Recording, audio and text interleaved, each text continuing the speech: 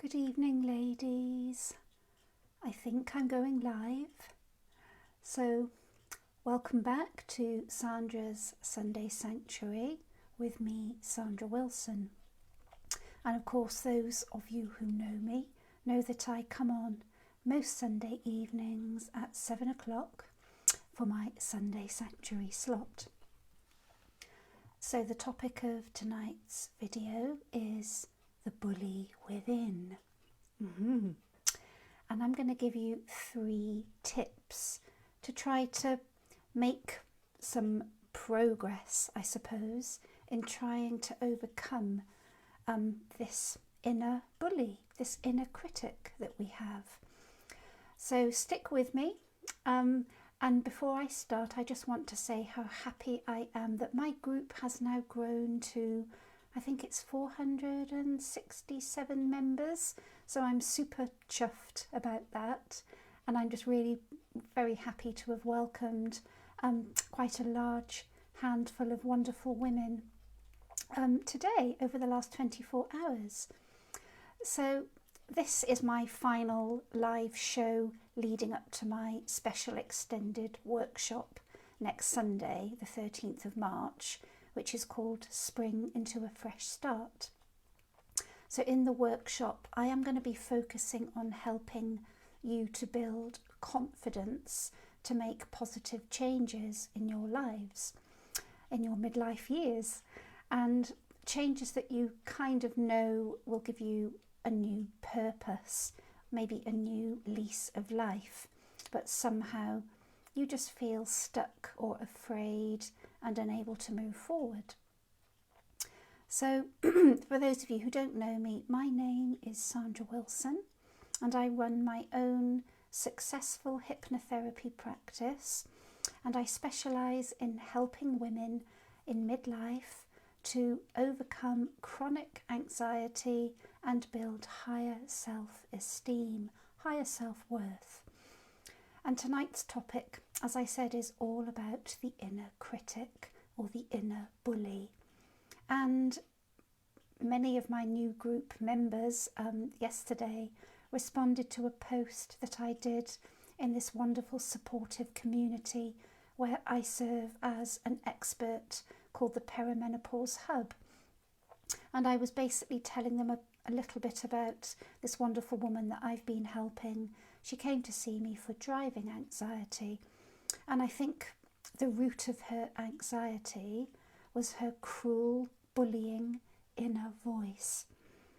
It pressurised her a lot to never ever make a mistake or take a wrong turn, and she used such horrible language about herself, calling herself a silly cow, a silly whatnot.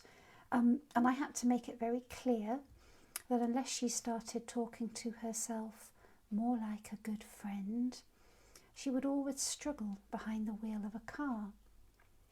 And it did make both of us chuckle when she said, "It's not even my voice.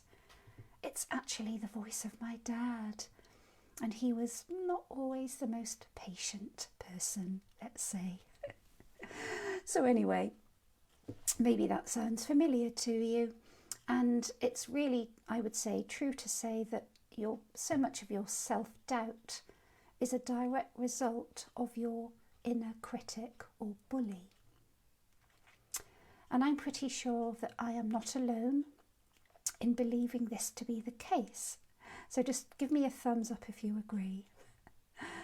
And I would say that one of my main reasons that I wanted to specialise in helping women to overcome low self-worth was because of my own difficult, painful journey.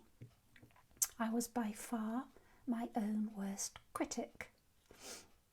And I really want to reassure anybody who is watching this, anybody who's watching on catch-up, that self-criticism is common, but certainly not permanent. And it is also habitual. And if you're joining me next Sunday for my workshop here in this group, you will also learn a little bit more about how it starts, how it perpetuates and feeds on itself, and how it undermines our ability to take action toward our goals, our dreams, and our ambitions. So for this little session, I really only just wanted to share 3 observations stroke tips that maybe you will find helpful. And you can get that inner bully under control with a little insight, patience, and persistence. So these are the top 3 things that I did that I found helped me and many of my paying customers, clients.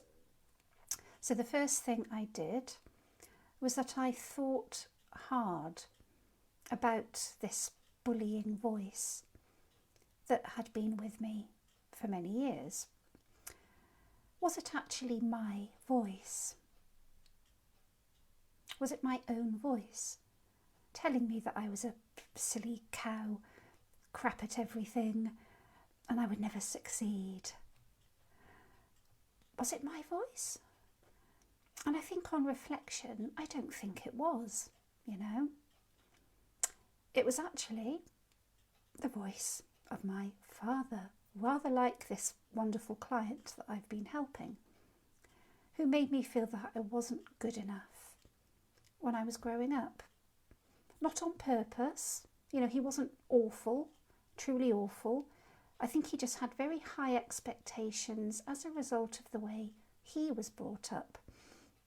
And it's this kind of judgment, whether it's well-intended or otherwise, that really sticks with you when you have it, when you're subjected to it as a child.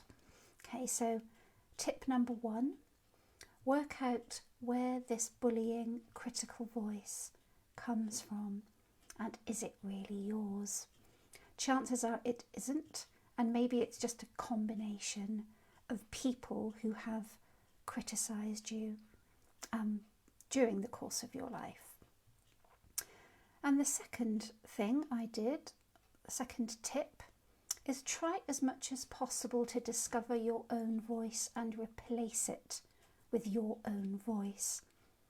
So just imagine, if you're going to, you might find this difficult or a bit weird, but if you can imagine what you would say to a friend who told you that they were really struggling with something, you'd be more likely to offer them comfort. You'd give them a hug, maybe tell them how great they were and how everything would be okay. Wouldn't you? Most of us decent people would.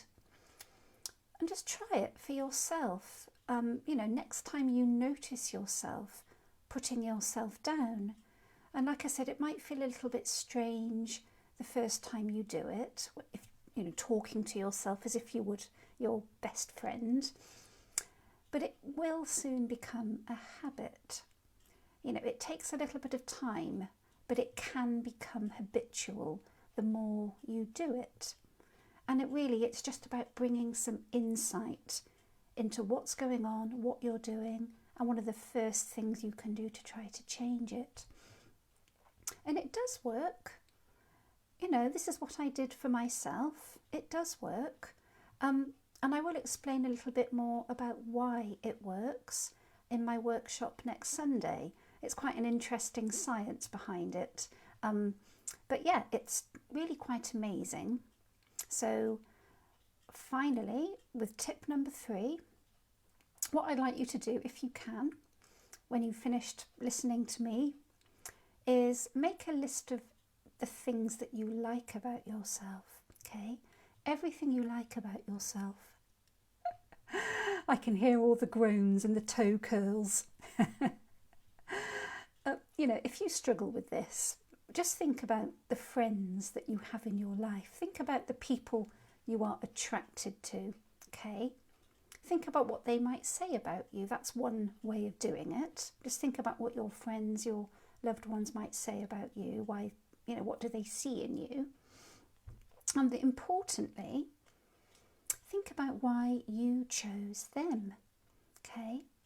Because we subconsciously are drawn to people, friends. We choose people, friends, that we think remind us of ourselves. You know, it's very, very similar, you know, how you find somebody really annoying for no reason. And sometimes what psychologists say is that actually it's something about you that you don't like about yourself. In a very, very similar way, we are attracted to people subconsciously that we think remind us of us, apparently. So maybe, you know, maybe you're generous. Maybe you're very willing to help others. Maybe you are loyal, a good listener. Maybe you have a great sense of humour. I don't know, just think about why you're attracted to the friends that you have. And every single morning, just read this list of things that you grudgingly admit that you quite like about yourself, even if your toes curl.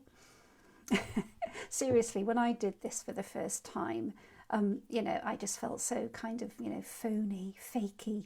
It just felt really weird, but also, you know, it kind of felt really sad as well. I was quite tearful because something deep within me knew it was true. You know, I did believe that I was worthy, that I'm a good person, you know, that I'm kind and generous and hopefully a good friend to people that know me well. It took me a long time to learn to love myself, warts and all. But, you know, I think I've kind of arrived. You know, I think I really believe that I am okay. I like myself, and I really, really want to help you do the same. You know, come on, Sandra, don't get emotional. It's a tough one. You know, you will connect with things that feel emotional doing this kind of work. But my goodness, it is so worth it. It really, really is. And if I can do it, you can do it. So, I don't want to keep you here too long this evening, ladies. I hope those tips made sense to you. And like I said before, I am going to talk a little bit more in detail about this habit that we have of bullying ourselves in my extended Go Live session next Sunday in this group, same time, 7 o'clock.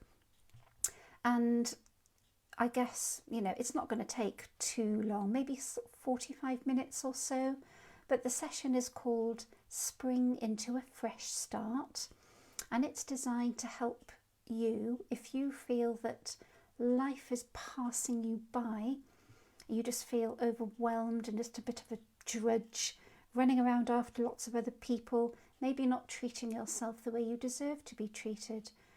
And maybe you have some inkling that there are things you would love to do in your life, whether they are big or small, but you simply haven't found the confidence to do them. Okay, so the workshop, for want of a better way of putting it, is helping you to build confidence to make positive change happen for you. Okay, whether that's starting a new hobby, a new class, finding that new love, or even rekindling the one you have. Maybe get that business idea off the ground like I did.